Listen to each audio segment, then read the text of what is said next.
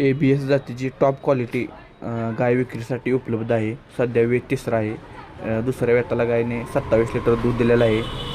गाव लौकी, शिरसगाव, तालुका येवला, जिल्हा नाशिक. आणि गायला वेळेला 7 ते 8 दिवस बाकी आहेत.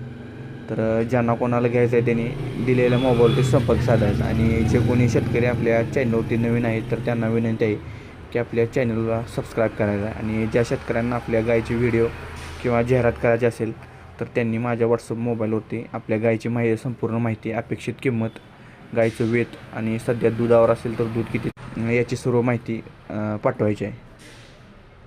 धन्यवाद.